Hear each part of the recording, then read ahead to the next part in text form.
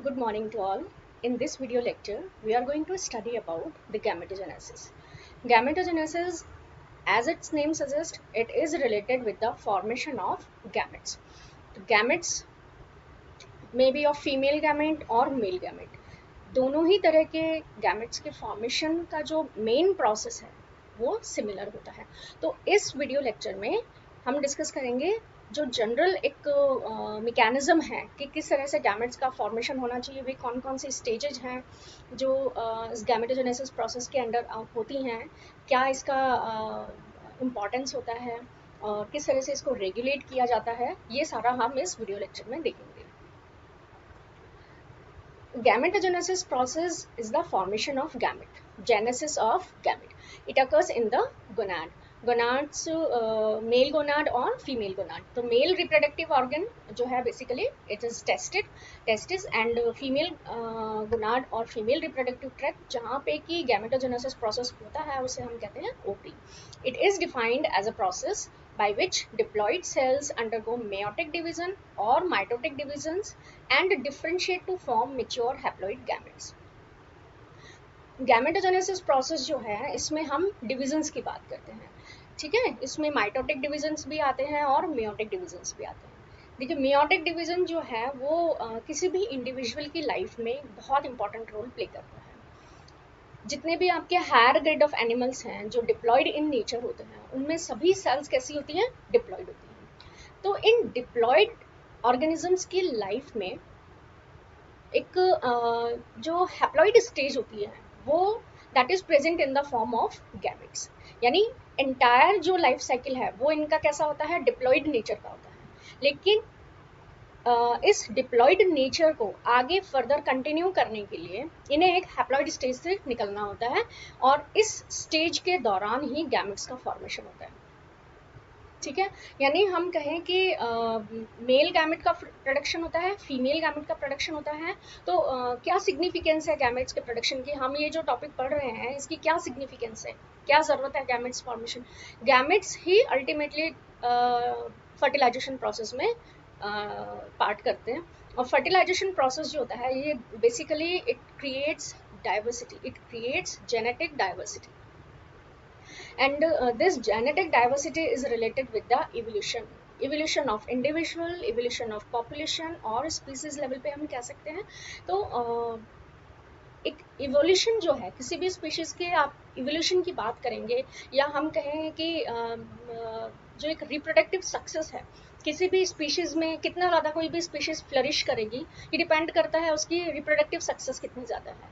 तो reproductive success बहुत सारे फैक्टर्स पे डिपेंड करती है, लेकिन अल्टीमेटली डिपेंड किस पे करती है, गैमेट्स पर डिपेंड करती है. गैमेट्स अगर फर्टाइल हैं, गैमेट्स अगर कॉम्पिटेंट हैं तो फर्टिलाइजेशन होता है, जाइगोट का प्रोडक्शन होता है और वो स्पीशीज फ्लरिश करती है. तो हम कह सकते हैं कि ये जो जेनेटिक डाइवर्सिटी क्रिएट होती है by the process of fertilization, और इस पूरे प्रोसेस में हम कहते हैं कि स्पीशीज के इवोल्यूशन की हम एक ट्रेंड की बात कर सकते हैं कि ये क्यों ज़रूरी है, just because of the evolution of any species, evolution of a particular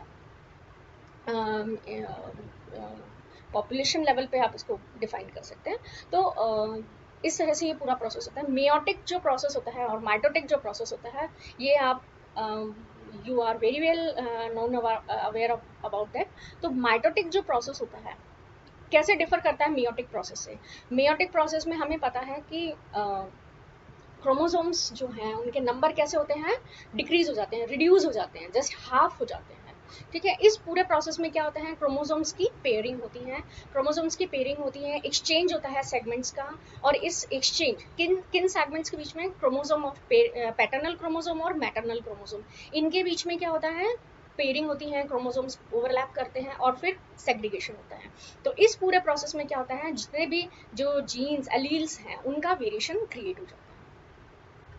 gametogenesis process male, इस मेल में हम इसी प्रोसेस को कहते हैं स्पर्मेटोजेनेसिस, यानी genesis of spermatozoa, production of sperm. And in female this is known as oogenesis. oogenesis means production of ovum. तो इसमें क्या होता है, जो गैमेट्स का प्रोडक्शन होता है, gametes are haploid in nature, ठीक है. ये गैमेट्स ही फिर फर्टिलाइजेशन में रोल प्ले करते हैं. नाउ ये स्लाइड आपको मेयोटिक डिवीजन के बारे में, जो हमारे बेसिक है, हम पूरा मेयोटिक डिवीजन यहाँ पे नहीं ले रहे हैं। मेयोटिक डिवीजन जो है that is also known as reduction division, जिसमें क्या होता है कि आपके जो डिप्लॉयड नंबर ऑफ क्रोमोसोम है, जिसे हम 2n से रिप्रेजेंट करते हैं, इस इन सेल्स में जिसमें डिप्लॉयड नंबर ऑफ क्रोमोसोम्स होते हैं, इनका मेयोटिक डिवीजन होता है और ये हैप्लॉयड नंबर ऑफ क्रोमोसोम्स में बन जाते हैं। तो जो भी गैमेट्स हैं वो आपके कैसे होंगे, इन हैप्लॉयड इन नेचर। इसके अलावा हमने अभी डिस्कस किया rearrangement of jeans of maternal and paternal chromosomes. तो जो भी इनके बीच में डाइवर्सिटी क्रिएट होती है वो मेयोटिक प्रोसेस के दौरान होती है।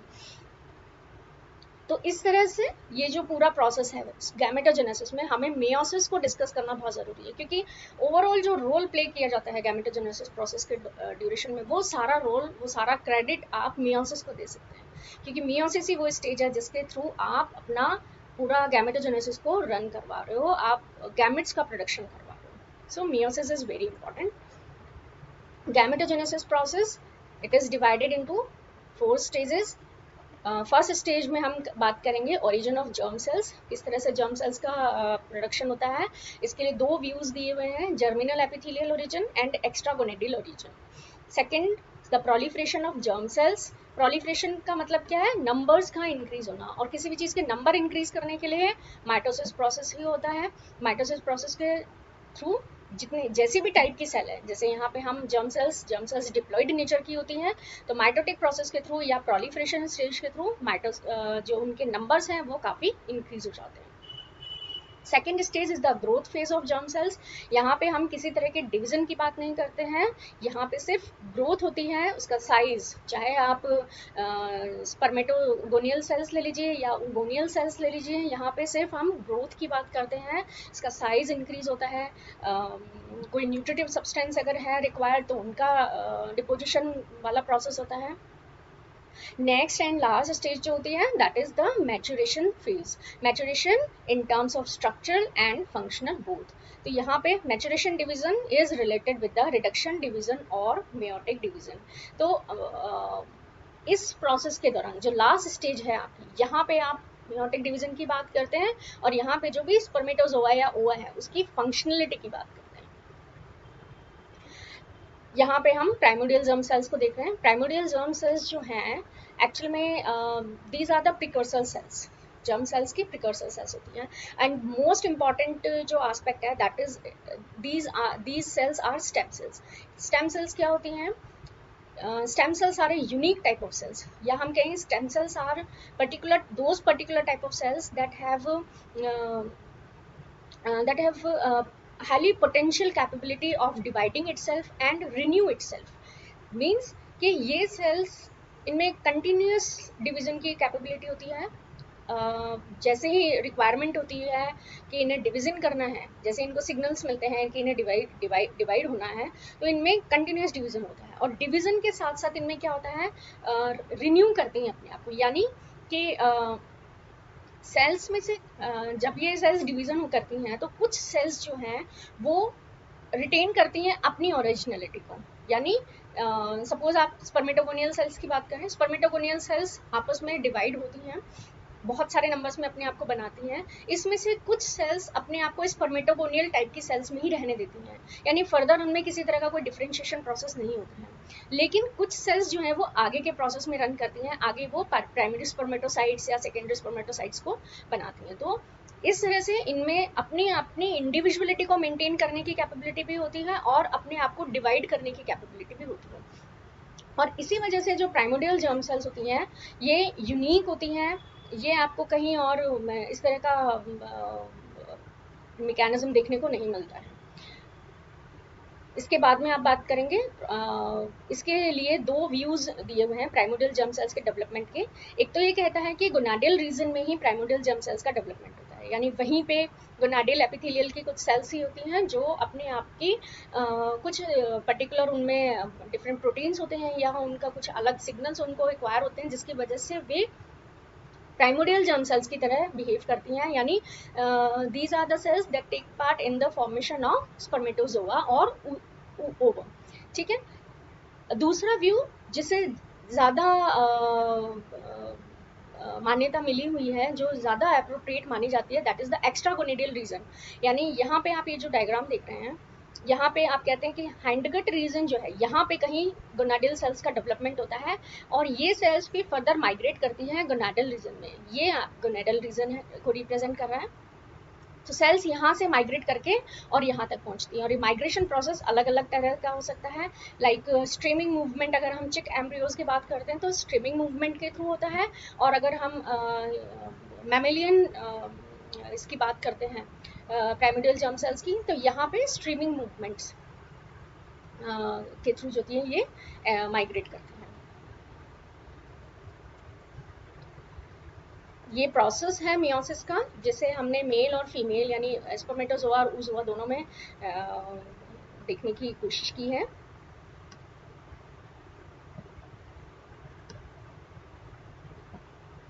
यहाँ पे आप देख सकते हैं स्पर्मेटोसाइट सेल्स हैं। ये अभी आपका इंटरफेज स्टेज में है, जहाँ पे कि ये एक नेटवर्क है क्रोमोसोम का, ठीक है। यहाँ पे प्रोफेज स्टेज है, मियोसिस 1 स्टेज है। मियोसिस 1 में क्या होता है, क्रोमोसोम्स जो हैं उनका सेपरेशन होता है, यानी क्रोमोसोम्स के जो पेयर हैं वो सेपरेट होते हैं, एक सेल 2 सेल में स्प्लिट होती है। एंड मियोसिस 2 जो होती है, इसमें क्या होता है, क्रोमेटिड्स का सेपरेशन होता है, ठीक है। यहाँ पे आप क्रोमेटिड्स के सेपरेशन की बात करते हैं, तो क्या होता है, एक स्पर्मेटोसाइट्स, एक डिप्लॉइड जो सेल्स है वो कितने स्पर्मेटिड्स का फॉर्मेशन कर रही है, 4 स्पर्मेटिड्स जो है ये बनते हैं, हैप्लॉइड है नेचर में, ठीक है। स्पर्मेटिड से स्पर्म का प्रोडक्शन जो होता है वो एक्चुअली एक डिफरेंशिएशन प्रोसेस होता है, एक ट्रांसफॉर्मेशन प्रोसेस होता है। इसमें आप राउंडेड नॉन मोटाइल जो स्पर्मेटिड्स हैं ये आपके thread like motile functional sperms में कन्वर्ट होते हैं। यहाँ पे आप देख सकते हैं गैमेट्स फॉर्मेशन इन फीमेल में जो गैमेट्स का प्रोडक्शन है मियोसिस स्टेजेस सेम होती हैं, लेकिन दोनों का अगर हम डिफरेंस देखें तो दोनों में ही क्या है, यहाँ पे एक सेल जो है वो इक्वली 2 पार्ट्स में डिवाइड हो रही है, यहाँ पे हर एक सेल इक्वली 2 पार्ट्स में डिवाइड हो रही है। लेकिन यहाँ पे आप देख सकते हैं क्लियरली यहाँ पे अनइक्वल डिवीजन है।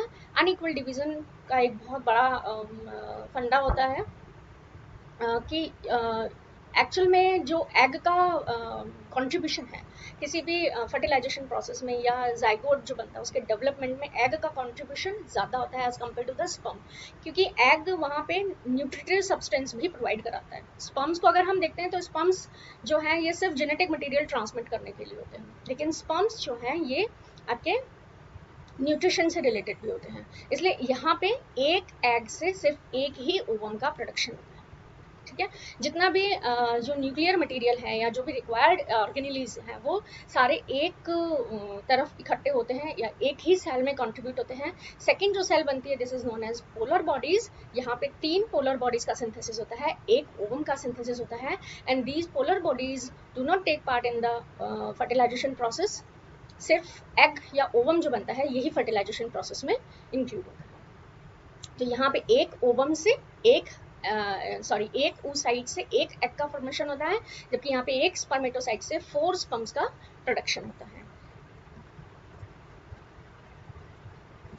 यहाँ पे हम एक ब्रीफ में स्पर्मेटोजेनेसिस और oogenesis को थोड़ा सा देखेंगे। एक्चुअली स्पर्मेटोजेनेसिस एंड oogenesis का एक डिटेल्ड में अलग से वीडियो लेक्चर है जिसमें आपको पूरा प्रोसेस बहुत अच्छे से एक्सप्लेन किया हुआ है। यहाँ पे गैमेटोजेनेसिस प्रोसेस अगर आपसे पूछा जाता है तो आपको थोड़ा बहुत उसे स्पर्मेटोजेनेसिस या oogenesis लेवल पे थोड़ा बहुत आपको एक्सप्लेन करना होता है। इसलिए स्पर्मेटोजेनेसिस प्रोसेस को अगर हम देखते हैं तो ये 2 पार्ट्स में डिवाइडेड होता है, ठीक है। स्पर्मेटोसाइटोसिस एंड स्पर्मेटिलियोसिस। स्पर्मेटोसाइटोसिस जो प्रोसेस होता है उसमें ये यहाँ तक की फेजेस इंक्लूड होती हैं। सबसे पहले प्राइमोर्डियल जर्म सेल से स्पर्मेटोगोनियाज का प्रोडक्शन होता है।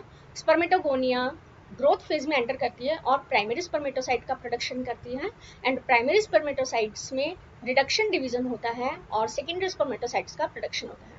सेकेंडरी स्पर्मेटोसाइट्स से स्पर्मेटिड्स बनते हैं एंड स्पर्मेटिड्स से फर्दर स्पर्म्स का प्रोडक्शन होता है। तो स्पर्म्स जो है ये अल्टीमेट आपका फेट है जो भी स्पर्मेटोजेनेसिस प्रोसेस है, लेकिन स्पर्मेटिड से स्पर्म का बनना किसी तरह के कोई डिवीजन से रिलेटेड नहीं होता, सिर्फ और सिर्फ ट्रांसफॉर्मेशन प्रोसेस से रिलेटेड होता है, जहाँ पे कि हम जितने भी आपके ऑर्गेनेलीज होते हैं इसमें न्यूक्लियस है, माइटोकॉन्ड्रिया है, इसके अलावा गोल्जी बॉडी है, सेंट्रियोल है, इनमें आप वेरिएशंस को देखते हैं। तो ये सारा प्रोसेस ट्रांसफॉर्मेशन से रिलेटेड है। यहाँ पे आप स्पर्मेटोजेनेसिस को देख सकते हैं, स्पर्मेटोसाइटोसिस एंड स्पर्मियोजेनेसिस एंड स्पर्मेटेलियोसिस।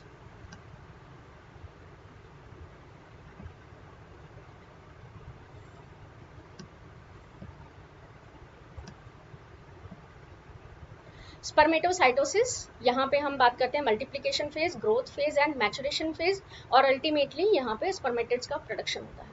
ठीक है, स्पर्मेजेनेसिस में head, middle piece and tail, ये तीन पोर्शन जो है स्पर्म्स के प्रोड्यूस होते हैं। यहाँ पे आप देख सकते हैं ये स्पर्मेटिड्स हैं जो कि राउंडेड स्ट्रक्चर में है। स्पर्म्स जो है ये आपको thread like motile functional sperms में प्रोडक्शन हो चुका है। तो यहाँ पे आपको देखने को मिलेगा कि कितना वेरिएशन है। ठीक है, तो ये वेरिएशन जो होता है बेसिकली इनके फंक्शनलिटी से रिलेटेड होता है। स्पर्म्स का जो प्राइमरी फंक्शन होता है that is to transfer the genetic material to the next generation. तो यहाँ पे सिर्फ आपको हेड रीजन में क्या दिखेगा, genetic material, that is the highly condensed form of DNA highly condensed form में यहाँ पे प्रेजेंट होता है। इसके अलावा मिडल पीस ये कहलाता है, इससे यहाँ पे माइटोकॉन्ड्रियाज प्रेजेंट होते हैं just to provide energy. Motile nature होता है ये, यहाँ पे सेंट्रियोल की वजह से एक्सोनीम की वजह से ये इतनी मोटेलिटी इसमें प्रेजेंट होती है। इस मोटेलिटी को एनर्जेटिक फॉर्म में लाने के लिए माइटोकॉन्ड्रियाज प्रेजेंट होते हैं। So this is the structure of sperms, this is the overall process of spermatogenesis in very brief. This is the oogenesis process. oogenesis process जो है यहाँ पे ये ओवरी में परफॉर्म किया जाता है। There are 2 ovaries. ओवरी में कुछ सेल्स जो हैं ये प्राइमरी फॉलिकल्स का फॉर्मेशन करती हैं। अगेन यहाँ पे पूरा oogenesis का प्रोसेस रन करता है।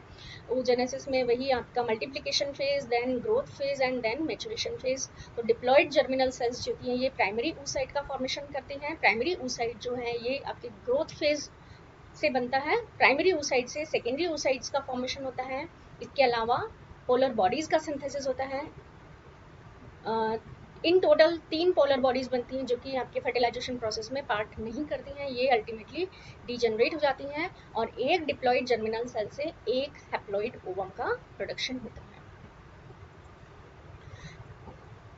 यहाँ पे आप इसका डायग्रामेटिक एक डिफरेंस देख सकते हैं oogenesis एंड स्पर्मेटोजेनेसिस का।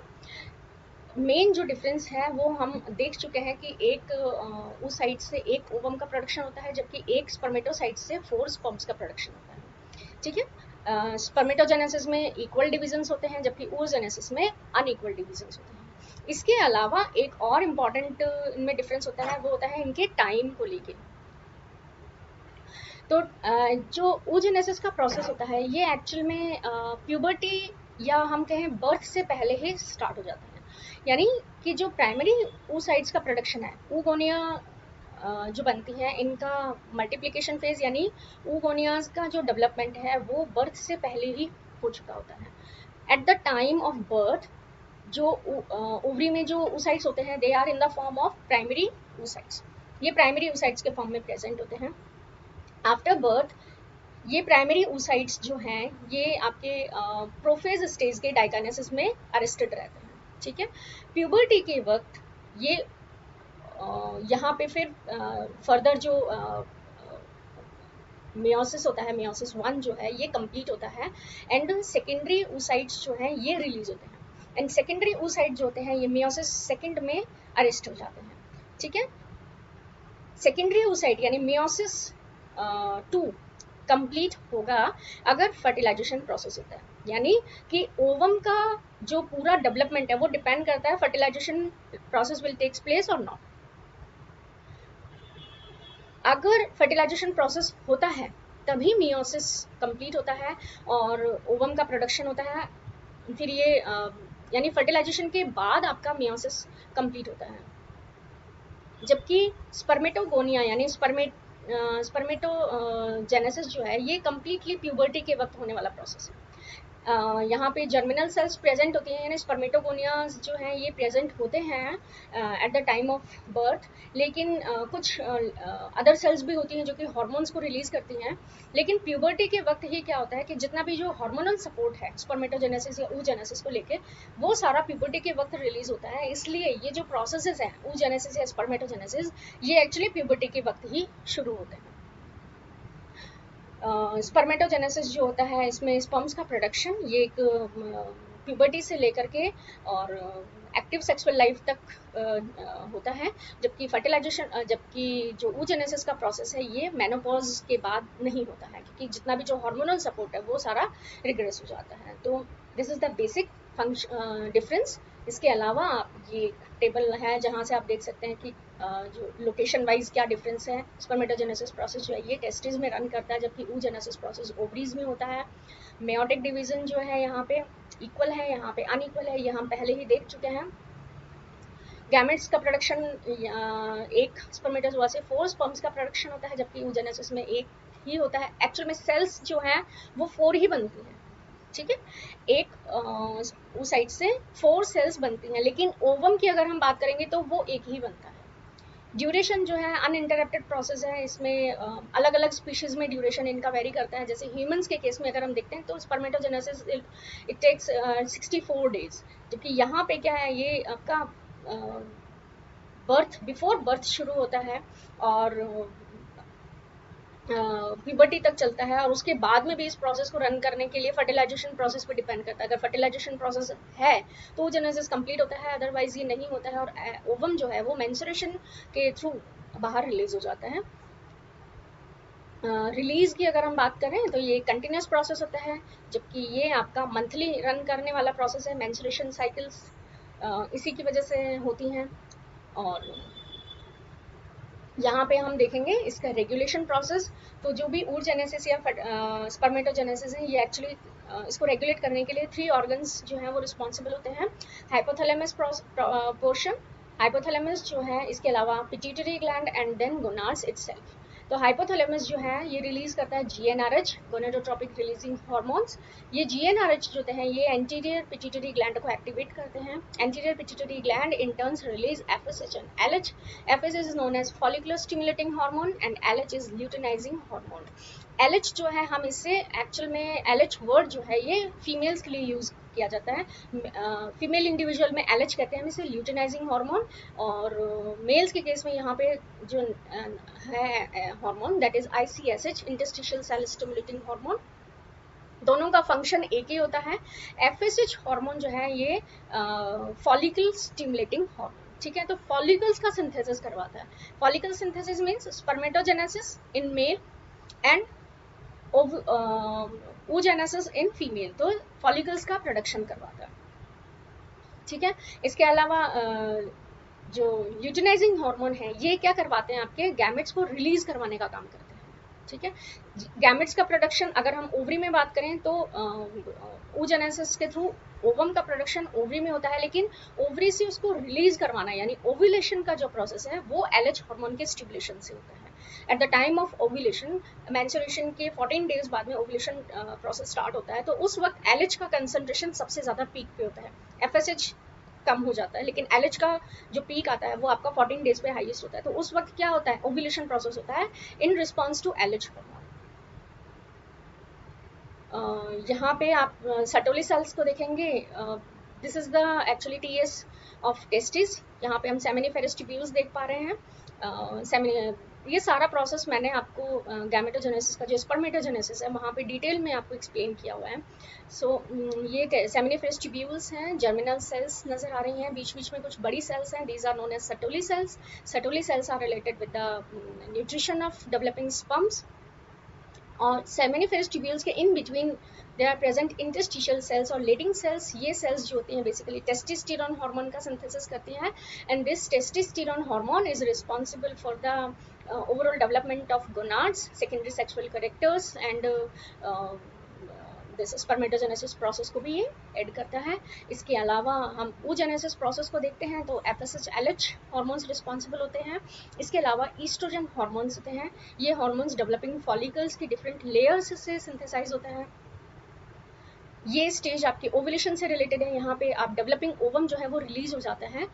अगर फर्टिलाइजेशन प्रोसेस होता है तो सिनेरियो कुछ अलग होता है। जो भी डेवलपिंग ओवम है ये इम्प्लांट होता है यूट्रस में, और इसकी जगह पे जो रिमेनिंग बॉडी होती है it get turned into the corpus luteum. Corpus luteum is very essential, very important यहाँ से प्रोजेस्टेरॉन हार्मोन का सिंथेसिस होता है, जो कि आपका पूरा प्रेगनेंसी को मेंटेन करने में, एक्चुअली मेंटेन करने में हेल्प करता है, क्योंकि प्रोजेस्टेरॉन हार्मोन जो है ये लास्ट जो प्रेगनेंसी स्टेजेस होती हैं, यानी 3 मंथ्स के बाद जितनी जो प्रोजेस्टेरॉन हार्मोन होता है, that will release by the placenta itself. इसलिए जो प्रेगनेंसी को मेंटेन करने के लिए यहाँ पे कॉर्पस ल्यूटियम बहुत इंपॉर्टेंट होता है। सो this is the hormone regulation. जितना भी जो भी हमारे बायोलॉजिकल मैकेनिज्म्स होती हैं, बायोलॉजिकल जो भी प्रोसेसेस होते हैं, वो बहुत रेगुलेटेड होते हैं, सीक्वेंस में होते हैं, ठीक है, हाईली टाइमली ऑर्डर्ड प्रोसेस होते हैं।